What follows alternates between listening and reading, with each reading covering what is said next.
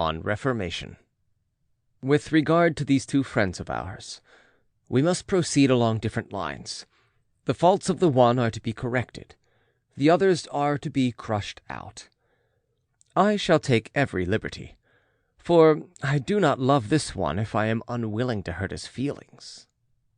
What, you say, do you expect to keep a 40-year-old ward under your tutelage?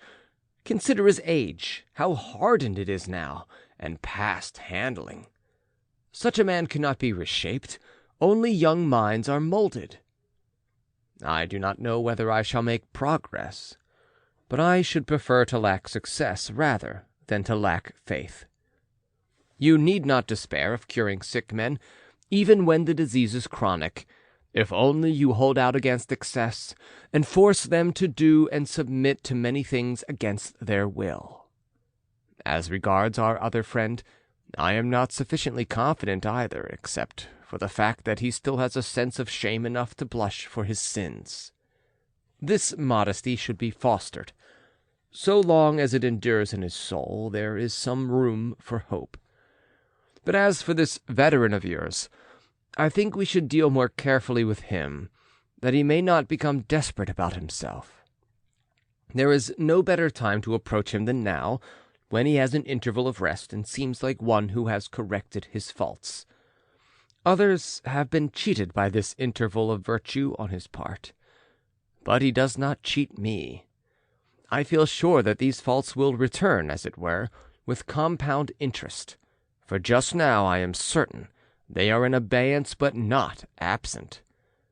I shall devote some time to the matter, and try to see whether or not something can be done. But do you yourself, as indeed you are doing, show me that you are stout-hearted. Lighten your baggage for the march. None of our possessions is essential. Let us return to the law of nature, for then riches are laid up for us. The things which we actually need are free for all, or else cheap. Nature craves only bread and water. No one is poor according to this standard. When a man has limited his desires within these bounds, he can challenge the happiness of Jove himself, as Epicurus says. I must insert in this letter one or two more of his sayings. Do everything as if Epicurus were watching you.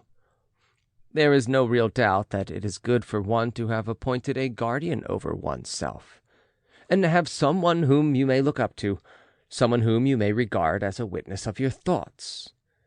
It is, indeed, nobler by far to live as you would live under the eyes of some good man, always at your side.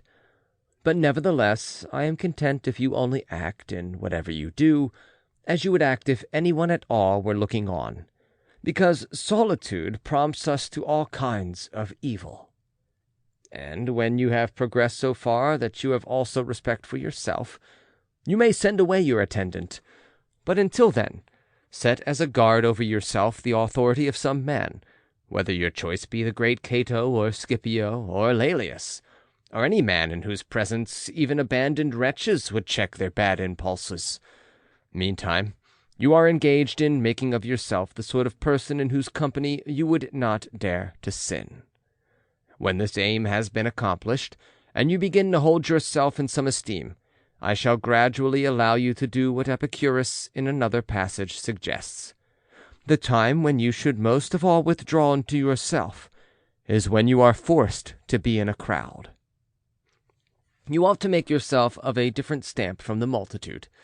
Therefore, while it is not yet safe to withdraw into solitude, seek out certain individuals, for everyone is better off in the company of somebody or other, no matter who, than his own company alone. The time when you should most of all withdraw into yourself is when you are forced to be in a crowd. Yes, provided that you are a good, tranquil, and self-restrained man. Otherwise, you had better withdraw into a crowd in order to get away from yourself. Alone, you are too close to a rascal. Farewell.